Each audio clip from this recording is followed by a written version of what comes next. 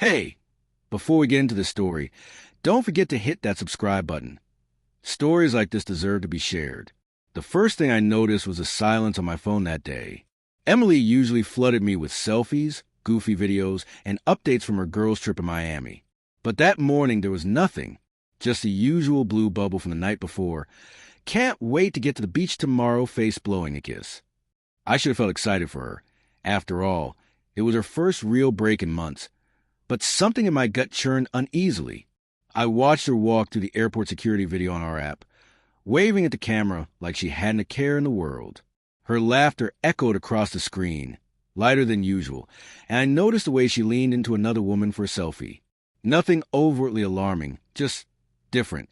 She'd always been meticulous about her habits.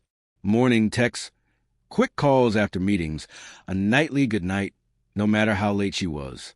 This time, there were gaps. Hours went by before a short text appeared. Miss you face blowing a kiss. That emoji, was it meant for me or just a casual flourish for her friends? My heart tightened. That night, I couldn't sleep. I kept scrolling her social feed, watching her post pictures with her friends, laughing in bikinis, toasting with cocktails, the sunlight catching in her hair like it belonged to someone else. And then I saw it. A photo that made my stomach knot. Emily close to another woman, lips pressed together in a fleeting, playful kiss. It looked innocent, but the intimacy in her eyes. I hadn't seen that look reserved for me. I called her. It went straight to voicemail. I tried texting. She responded hours later, a vague, having fun, don't worry. My mind ran wild. Was it just a joke? A playful dare? Or something more? The next morning, my phone buzzed with a notification that made my blood run cold, a location tag I wasn't expecting. Emily's face smiled up at me from a nightclub I'd never seen her post about. And then came the first hint of something far worse, a message from an unknown number, blunt and chilling. She's not who you think she is. I stared at the screen, shaking. My marriage, the life I thought I knew, suddenly felt like a stranger's photograph. Familiar, yet horrifyingly wrong. I didn't know it yet, but what I was about to uncover would shatter everything by the time I got back from work the next day. My apartment felt smaller, suffocating. Every cushion, every photo on the wall seemed to mock me with memories I wasn't sure were real anymore. Emily's suitcase was still there, half unpacked, smelling faintly of coconut sunscreen and something else, something I couldn't place. I tried calling her again. This time she answered, voice bright and careless.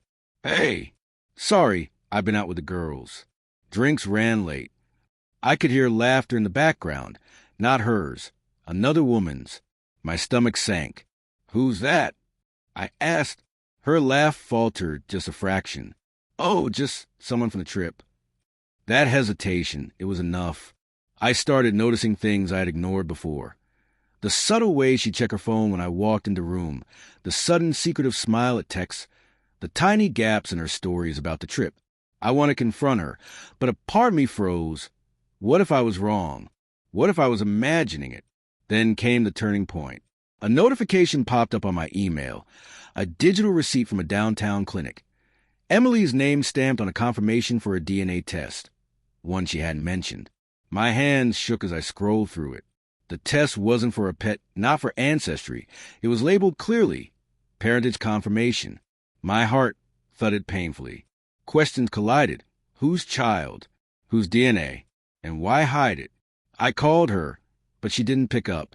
Hours later, a video arrived from a number I didn't recognize. It was grainy, dimly lit, but unmistakable. Emily and the woman from the kiss, laughing, holding drinks, leaning into each other. Then she kissed her again, longer this time, and my stomach lurched like a punch to the gut. My life, the vows we had spoken, the quiet mornings and shared coffee, felt like lies someone else had been living. I tried to reason with myself. Maybe it was just a fling, maybe it was just curiosity. But the DNA test lingered in my mind, cold and precise. It wasn't just a kiss anymore. It was a secret that could ruin everything. And then the final, most brutal twist came, a message from Emily herself, for words that made my chest seize. We need to talk. I didn't know whether to feel dread, betrayal, or a desperate need to forgive. But I knew one thing. The truth waiting for me wasn't going to be gentle. I didn't wait. I drove to the airport, my hands gripping the steering wheel so tight they ached. Emily was supposed to fly back that evening, and I needed answers. No texts, no calls. Just the raw truth. When she stepped off the shuttle, suitcase in hand, the sun caught in her hair, I barely recognized her. She smiled, but it didn't reach her eyes. "Emily," I said, voice sharp, trembling. "We need to talk. Now." She froze, as if the words had struck her too. "Okay," she said softly, setting her bag down. "Let's go." We ended up at our apartment. The silence was heavy, almost unbearable. She avoided my gaze while I held the envelope containing the DNA results, the paper shaking in my hands more than I cared to admit. I saw the video. I said finally, my voice breaking, "The kiss. The night's out. Emily, what is going on?" Her lips quivered. I didn't mean for it to happen. It was..." Her voice faltered. "I thought I could explore without hurting you. I never wanted you to see that. And the DNA test..." My voice rose, sharp with hurt and anger. "Whose is it?" She swallowed hard. "It's not yours. Not mine either," she admitted. "It's hers. The woman I kissed. She wanted me to help her confirm something. I didn't know how it would end up like this." The words hit me like ice. Not entirely mine, but not entirely hers. This triangle of secrecy, betrayal, and misplaced trust had erupted into a storm I couldn't control. My hands shook. The apartment felt like a cage. I realized then that love wasn't always enough. Love couldn't erase dishonesty, the moments when hearts bent toward lies. I stepped back. "I trusted you. I gave you everything. And you this..." My voice cracked. "I don't know if we can fix it." Her tears fell freely now.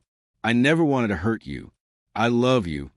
And yet, love wasn't enough to bridge the chasm that had formed. I spent that night alone, the city lights outside our window glittering like promises we'd broken. By morning, I knew I had a choice. Forgive or let go. I let go, slowly, painfully, like pulling myself out of water that had pulled me under. The truth had destroyed what we had. But in that destruction, I found a strange clarity. Sometimes, surviving heartbreak is the only way to save yourself. If you've ever faced betrayal or heartbreak, share your thoughts below. And don't forget to subscribe for stories that remind us how fragile and human love really is.